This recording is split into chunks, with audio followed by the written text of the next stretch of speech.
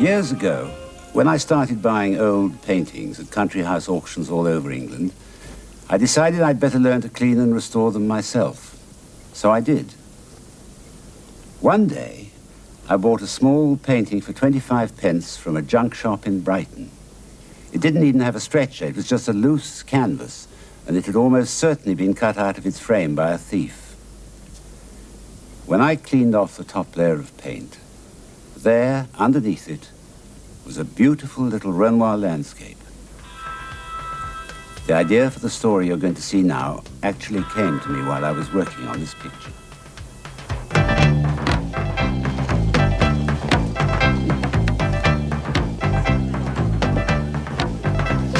Oh, the caviar, Clarence, splendid, splendid. No, yeah, that's right. Put that over there. You like all that junk.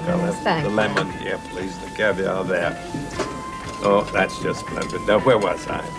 Oh, yes, on the plane coming back from New York. I found myself sitting next to Paul Mannheim, you know, the art critic. And, well, one thing led to another. And when we got back to London, he came around the flat and took a look at my Picasso. He said, I'll take another look at it after it's been cleaned. Well, you can imagine, I didn't take very kindly to that. I do love this stuff. This is just so marvelous. Oh, What were we saying? About the Picasso? Oh, yes, yeah. So, well, this friend of mine, well, she's just a compulsive. So I've learned to do it myself. I've cleaned almost half the Picasso already. Thank you, darling. What's more, I'm pretty good at it, too. All it takes is a steady hand and a little patience. These professionals who go on so about the secrets of their trade and charge these exorbitant prices, well, they get no more of my business. From now on, as far as my own collection is concerned, I'll clean them myself, restore them if necessary. I've set myself to clean mine. Oh, darling, I'm boring you. I am sorry. No, Lionel, darling. It's just, I've had such a long day. Please, forgive me. I'm having a lovely time. No, I've got no right going on about my pictures like that. I sometimes forget how young you are. Would you care to dance? No, thank you. I love being with you, Lionel. You know that. It's too... Oh, Miss Heavylegs, we're going home. Clarence, please.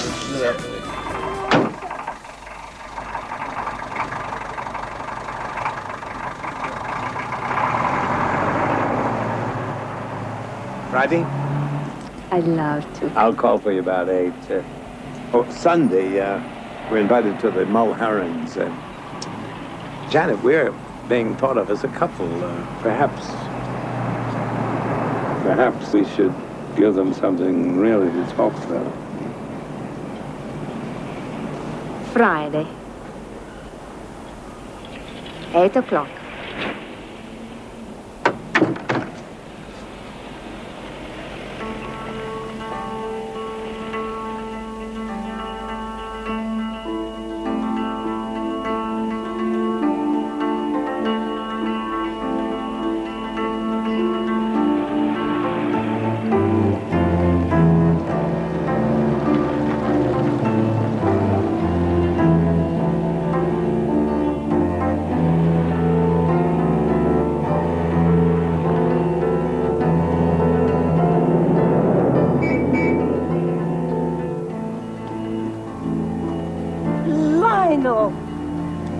Gladys, what a coincidence. Isn't it just?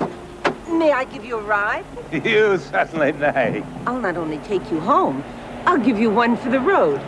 At my place. This really must be my last. Lionel, you must learn to unbend a little. Relax. But I'll tell you something. Your slightly old-fashioned manners, your formality, your courtesy, that's what makes you so irresistible. My first wife always said it was my money. Oh, Lionel. What is it? I should have noticed that's new. This. Now, tell me what you think of my new portrait. You know the artist, of course. No. And you're meant to be such a great collector?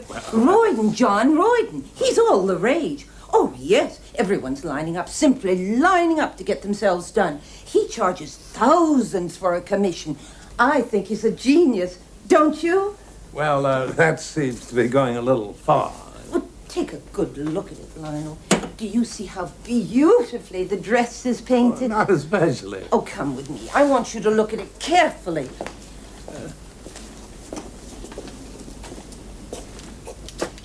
Well? Certainly seems to use a lot of paint. Maybe that's why he charges so much. Lionel, you're being superior. I think I'll tell you a secret. No. This is probably the best kept secret in London. A woman's secret. It's known to about 30 or 40 women altogether, and not a single man. Except him, of course, John Royden. And now I'm going to tell you. No secrets, please. Thank you, Agnes. I've got to go home. Well, Lionel, don't you want to hear my secret? Sit down and make yourself comfortable. But first of all, promise you won't tell a soul. I promise. Good. Now listen. I suppose you know John Royden paints only women? No. Well, you noticed how thick the paint was on the dress. Oh, yes. Can you guess why? No. When I went for my first sitting, John asked me if I didn't think that most clothed portraits of women were artificial and flat, as if the dress were draped over a log of wood. And he asked me if I knew why. Do you know why, Lionel? No, can't say that I do. John said it's because the painters themselves didn't really know what was underneath. Well, that is certainly an original thing for a painter to say. Oh, well, let me finish. And he said that's why I insist on painting my subjects, first of all, in the nude. And then you walked out. Well, obviously you didn't. Well, of course I didn't. First you pose in the nude, and then you come back and he paints on your underclothing. And when that's dry, he paints on the dress. He builds it up, you see, layer by layer. Well, perhaps he once heard of Goya. Who? Oh, never mind. Oh, I must confess, I rather enjoyed sitting there in the middle of his room with nothing on. It was quite exciting. Don't you want life to be exciting, Lionel? Well, Gladys, if you'll forgive me, what I really want is to go home. Wouldn't you have liked to have been a painter? Oh, think what fun they must have. Of course, it's all a little clinical, like undressing in front of the doctor. But there's nothing clinical about you, Lionel. I'd pose for you whether you were a painter or not. Well, I'm not. Oh, you... Let me have my coat, please. You disappoint me. I mean, you terribly disappoint sorry, me. To think of the trouble I went to. I waited almost an hour. What? Oh, nothing. I just meant to say I've waited all my life to meet someone like you. Don't you find me just a little bit attractive, Lionel? Gladys, I think you are very beautiful. You have style and certain character and, well, all the qualities that I admire very much. But really, I'm not part of your scene. I'm very set in my ways. Oh, Really, I don't come belong on. in this modern world. I try. Seen in the right places. I've even tried to learn to dance. Hopeless failure. I go to Saint-Tropez, lie in the sun. You know, I actually blush when I have to address a half-naked woman. I simply don't believe in casual relationships. Who said anything about casual? Well, that's very flattering. Oh, if only I'd met you years ago, before I met George Ponsonby. I should have known by his name it couldn't last. Ponsonby.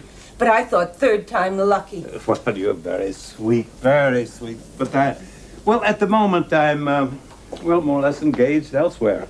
What to what? Janet de Pelagia? Oh, you know. Of course I know. Everybody knows. And I also know that nothing's happened. Well, how do you happen to know that? Because I heard Janet say so. You heard Janet say that? No, Lionel, I'm not getting into this. Except she does say some rather peculiar things about you. What sort of peculiar things? No. It'd be wrong of me to tell you. Well, what did she say? Well, now, let me see. Oh, of course, she was only joking, or I couldn't dream of telling you, but I suppose she did say how it was all a wee bit of a bore. What was? Well,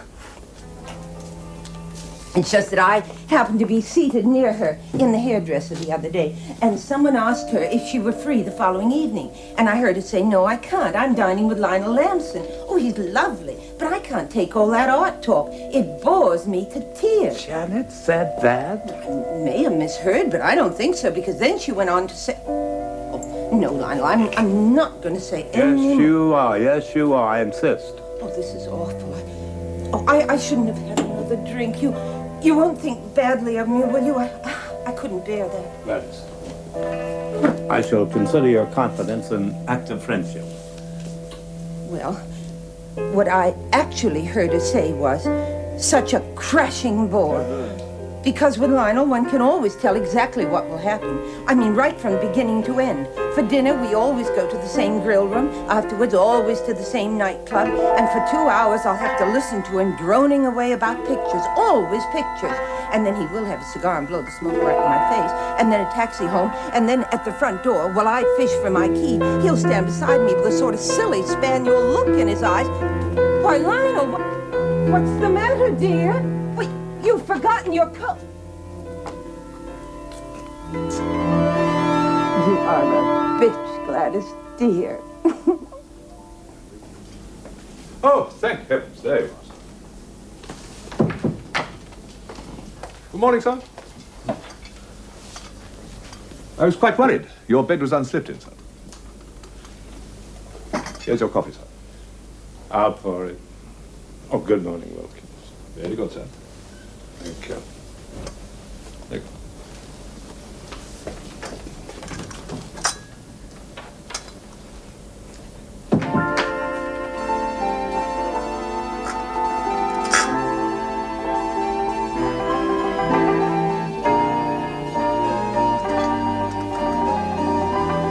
I would like to speak to Mr. John Royden, please. Just say a prospective client is calling. Oh, I know he only paints women. That's just the point. Mr.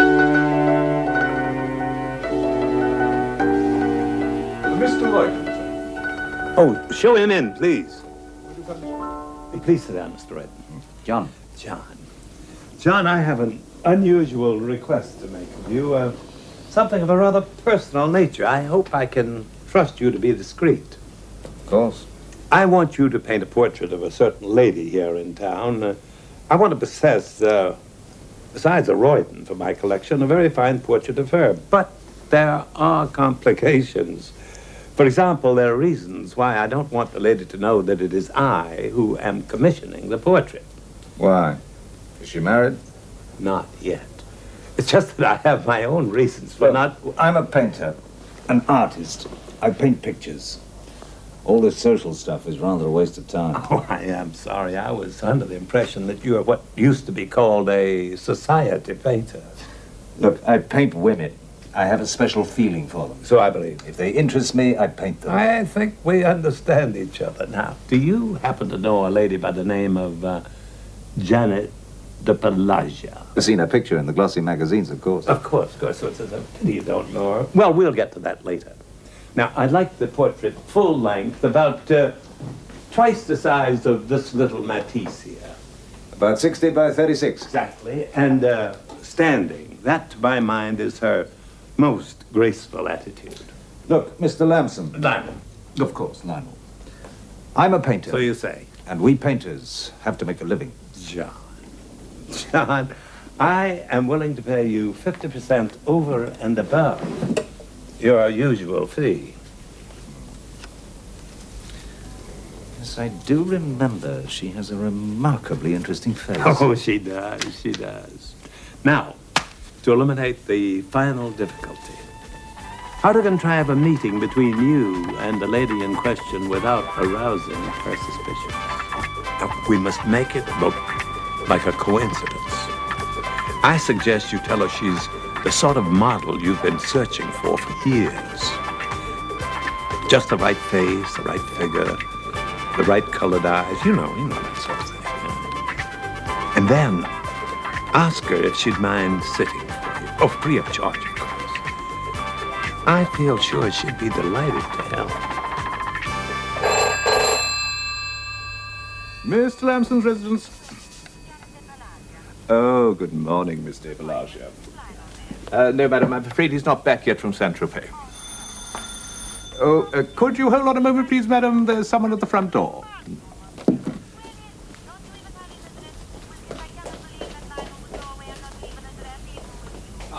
Would you come in, please? Yes, bring it in here, if you mind. You put it just by the table. Sorry about that, madam. Well, I think I can now say that Mr. Lamson will be back very shortly. Oh, please be careful. Pardon? Oh, yes, it has been a long time, madam, almost 3 months. Yes, I shall look forward to that, madam. Yes, of course, madam. I tell him that you telephoned often. Good day, madam. I should like to send a cable, please. To Lamson, Hotel Byblos, Saint-Tropez. Yes, France. Welcome back, sir. Thank you, Wilkins. Excellent. Help me move this onto the easel. Oh, very good. Please. Easy. Yes, sir. And round there. Yes, sir.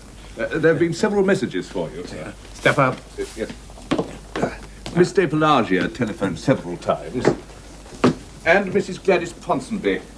She wanted to know exactly where you were. I'm sure. I just said the south of France. Very tactful of you, Wilkins.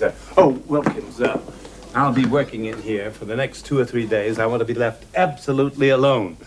I want my meals on a tray and left out there. Is that understood? Clearly, sir. And Wilkins, that order is to take effect immediately. Yes, sir.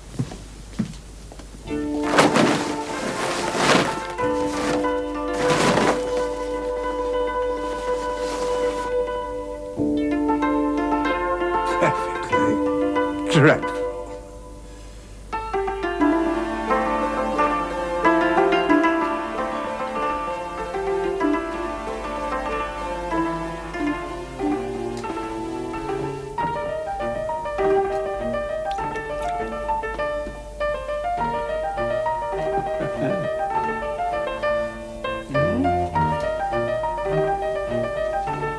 Deceptive.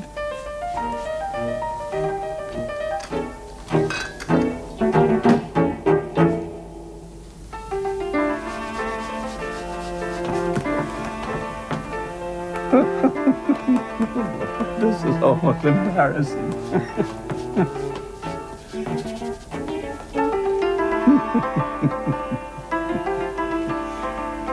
Janet.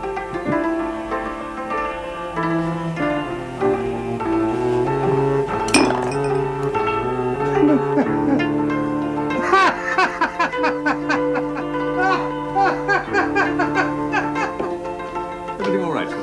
Oh, well, yes, absolutely, Wilkins.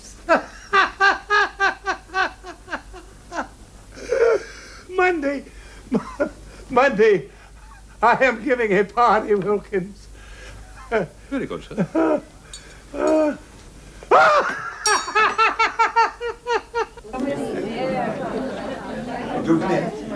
No, because I want to see to walk. It's so many there. Now, ladies and gentlemen, now, I promised you a surprise, and I promise you won't be disappointed. We ready, Wilkins? Ready, sir. Now for the magic moment.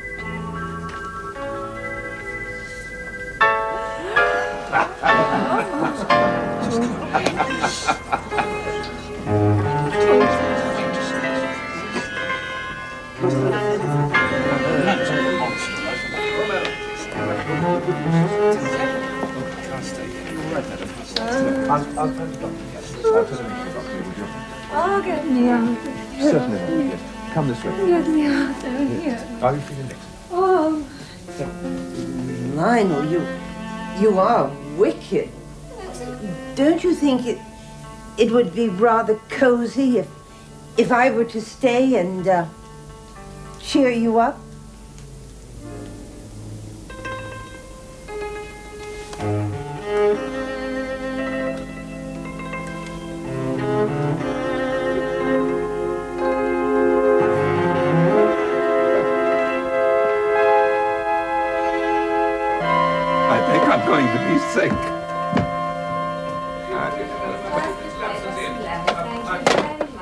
I'm let's sorry, see. sir. I couldn't stop that. Wilkins, please, it's all right. Just do as I ask. Very good, ma'am.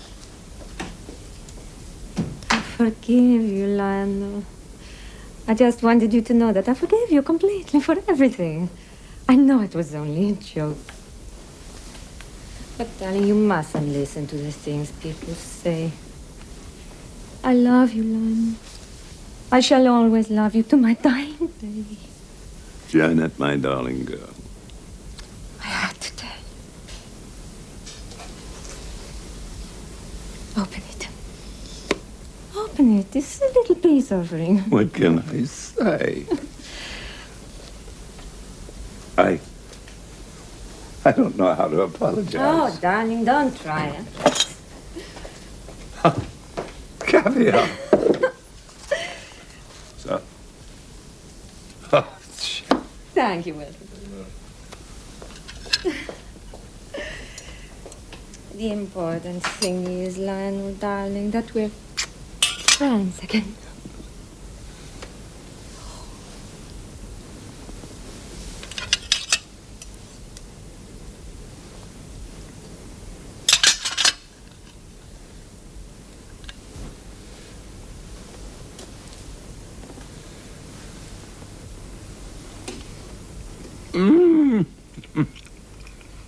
Janet, this is delicious.